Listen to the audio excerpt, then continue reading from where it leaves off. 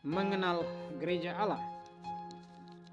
Begitu banyak gereja-gereja yang berlainan dengan ajaran yang berbeda-beda, serta masing-masing menganggap dirinya sebagai gereja Allah di atas dunia ini. Tetapi bagaimanakah hal ini terjadi? Tampaknya setiap gereja yang memenuhi syarat sebagai gereja Allah harus mengajarkan dan mempraktekkan semua yang diajarkan Alkitab. Ketika Paulus berbicara tentang rumah Allah, yaitu gereja Allah yang hidup, ia mengatakan itu adalah tiang penopang dan dasar kebenaran. 1 Timotius 3 ayat 15, baca juga Wahyu 12 ayat 1 sampai 17. Apakah 3 lambang utama yang digunakan dalam Wahyu 12? Yang pertama, ada lambang perempuan yang berselubungkan matahari. Ini adalah lambang gereja Allah. Seorang perempuan suci dan cantik adalah cara Allah untuk menggambarkan gerejanya. Baca juga Yeremia 6 ayat 2 dan 2 Korintus 11 ayat 2. Pakaian perempuan itu dapat menggambarkan jubah kebenaran Kristus. Bulan adalah lambang model dan bayangan zaman perjanjian lama. Hukum upacara berguna hanya apabila digenapi dalam kehidupan, dalam kematian, dan dalam kebangkitan Kristus. Mahkota 12 bintang menggambarkan ke-12 pemimpin baru, atau kita sebut ke-12 rasul. Poin yang kedua, ada lambang naga merah yang besar dalam ayat 9. Naga itu disamakan dengan setan.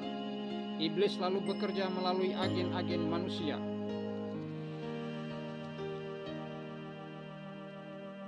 Yang ketiga, anak laki-laki itu menggambarkan Yesus Kristus. Berabad-abad lamanya menanti-nantikan kelahiran Mesias itu. Ketika ia datang, ia dilahirkan sebagai bayi yang tidak berdaya. Dia dibenci dan diserang oleh setan. Pada akhirnya kelak, ia akan memerintah semua bangsa.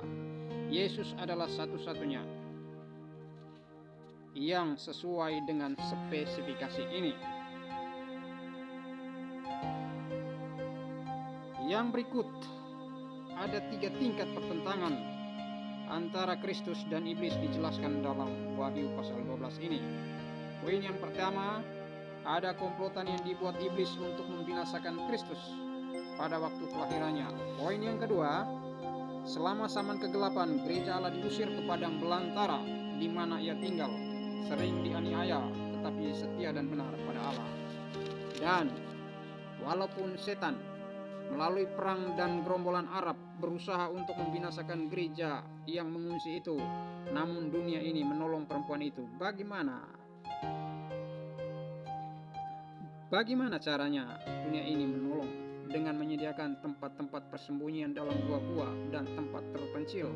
Demikian juga dengan penemuan dunia baru, benua Amerika, di mana kebebasan kembali diberikan. Waktu itu mulai dari tahun 538 Tarik Masehi sampai 1798 Tarik Masehi. Poin yang ketiga, ketika gereja itu muncul dari padang belantara pada akhir abad 18, iblis kembali meneruskan peperangannya yang hebat itu melawan anggota gereja yang terakhir atau anggota gereja yang sisa yang disebut dengan remnant. Apakah tanda-tanda yang sama dari gereja Allah pada zaman akhir? Mari kita teruskan. Maka marahlah naga itu kepada perempuan itu, lalu pergi memerangi keturunannya yang lain, yang menuruti hukum-hukum Allah dan memiliki kesaksian Yesus.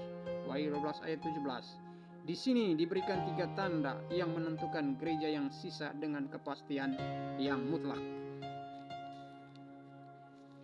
Setan marah kepada sisa benih gereja itu, karena yang sisa selalu serupa dengan yang aslinya. Ini berarti gereja terakhir adalah seperti gereja pada zaman rasul-rasul. Itulah sebabnya ajarannya harus sesuai seluruhnya dengan Alkitab sebagai DNA Kristen. Yang berikut, gereja Allah yang terakhir akan menjadi gereja yang memelihara hukum, bertentangan dengan orang-orang yang menerima ajaran dan tradisi manusia. Yang berikut, gereja Allah pada zaman akhir ini mempunyai kesaksian Yesus Kristus. Kesaksian Yesus yang melalui nabi-nabi ini adalah istilah Alkitab untuk karunia nubuat yang memungkinkan orang-orang suci Allah menghasilkan tulisan Alkitab yang suci. 2 Petrus 1 ayat 21. Dan itu adalah metode yang digunakan Allah untuk memimpin gerejanya sekarang. Yang berikut adalah gereja yang sisa, yang menjadi tingkat terakhir bagi pekerjaan Allah, biasanya akan memberitakan pekabaran Allah yang terakhir. Ini terdapat dalam Wahyu 14 ayat 6-14. Lihat juga bagian yang kelima, pekabaran amaran Allah yang terakhir. Sebagai kesimpulan, dalam perumpamaan gembala dan domba-domba, Yesus mengatakan, ada lagi padaku domba-domba lain yang bukan dari kandang ini.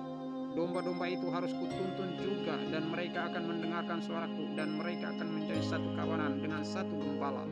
Yohanes 10 ayat 16.